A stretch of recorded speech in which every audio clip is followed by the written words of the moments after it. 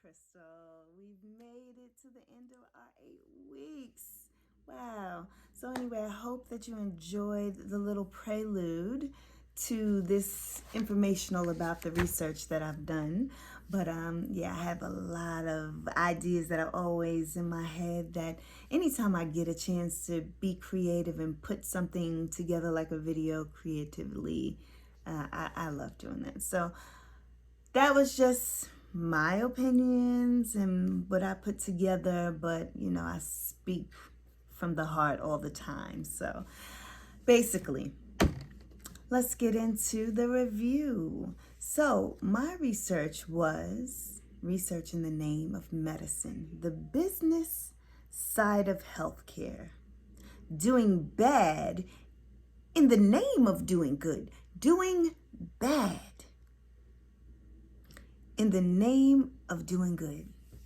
Can you really think about what that means? And it's a lot of that going on back then, and the bridge is to now. So that was a good bridge that I was able to utilize in my paper, comparing yesteryear to what's currently going on. So yeah, I was glad we got to choose our topic because this was very interesting to me, and I enjoyed, even though it took a long time to do the research. I had a lot of references, wound up crossing out a lot of the references, and my references were changing as I went along. So the final, I'm pretty happy with the final outcome. I really am. So basically, my research was speaking on the unethical and the immoral practices during clinical trials or research from doctors with human experimentation. And question 1 says, what is the most important, interesting, or the most astounding finding from the review of your literature? Boy, I want to talk about so much of the different human experiments that were done, because it would just probably floor you. But the one that was the most astounding to me took place in a state school called Willowbrook in Staten Island, New York. And it was under the direction of Dr. Krugman. And Dr. Krugman was studying hepatitis. And this school, Willowbrook, was a school for the mentally retarded, developmental disabilities, and the school was over capacity. The school held 4,000 people, but it had like 6,000 people, and it only had like 50 doctors that were on site. Geraldo Rivera did a whistle-blowing event there. He wound up getting in with a key he found, and there's actually a documentary that you should watch. It's very interesting on Willowbrook. And he got in there and he found that the conditions were just deplorable, and the smell and the stench was deplorable, and the no people were running around with no clothes, and I mean, it was just horrific. So this doctor felt that it was such a great idea for him to go, because to him, I guess these people were expendable, but they were still people, okay? And we needed to treat them as such.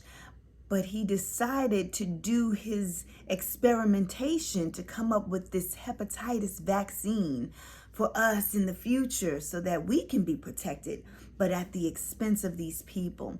And let me tell you what was astounding to me. He gave these children hepatitis. There was 100% hepatitis running through that whole place. 100%. Everybody had hepatitis. But he gave it to them unethically. He gave them feces, infected feces, and laden it, put it inside of milkshakes.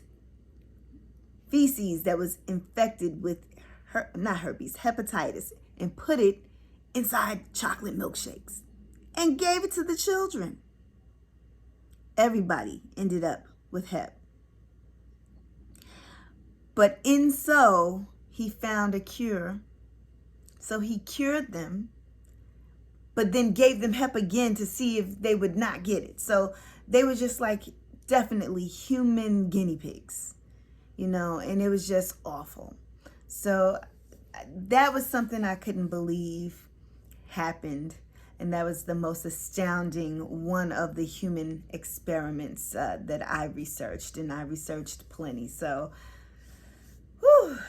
check out the story on Willowbrook. Number 2, what is my recommendation for future research? My recommendation for future research definitely would be COVID. Because apparently they do not know what's going on.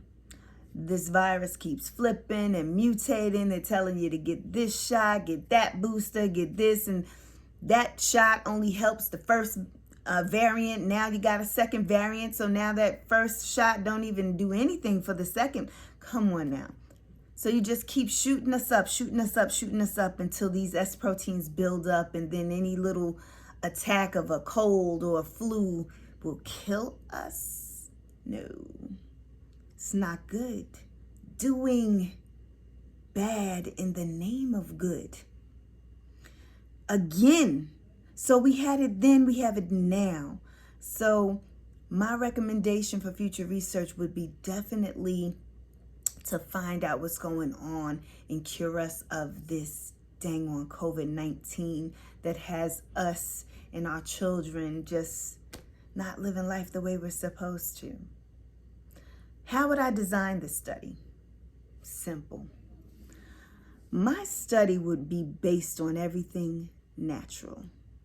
I would totally get rid of sugar, because if you want to know one thing, the biggest business side of healthcare, the biggest drug dealers ever, pharmaceutical companies making all of this money, that sugar is the biggest drug out there, and it's killing us all day by day. And guess what? We are all hooked.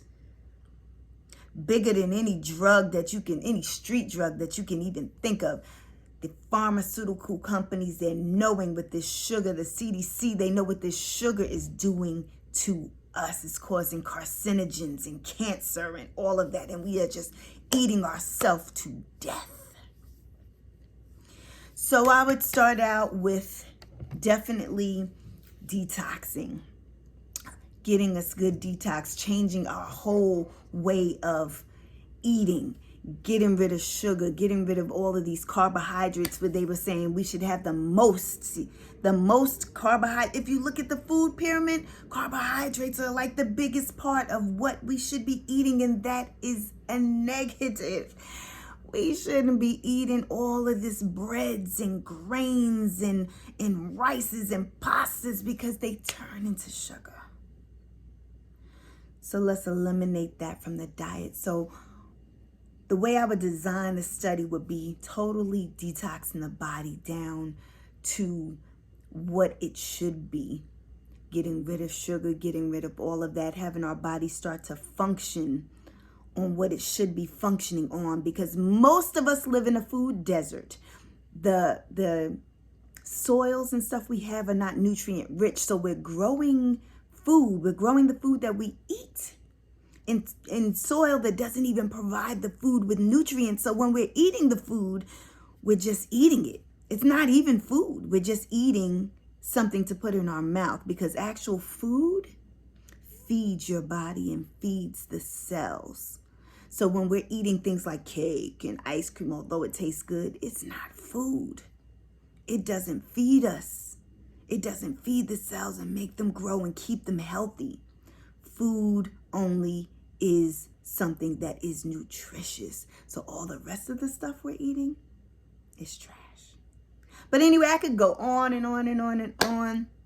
So yes, my study would definitely just be designed on, I would do research on breaking down the body back into our normal way of living, like raw wheatgrass and elderberry and burdock root and echinacea and all the absolute healthy things. I would only drink water. Everybody would drink water. If you get tired of drinking water, then take some tea. Take a tea bag and put it in your water. I got peach here. You can have peach flavored tea. You can have peppermint flavored tea water, and it tastes just as good. Trust me, once you get that sugar out of your system, you're going to watch your body function the way that it should be functioning. And also, stay in the sun, get that vitamin D, zinc, take your vitamins. You don't need a vaccination. You need to get healthy. You need your body to get healthy. See y'all.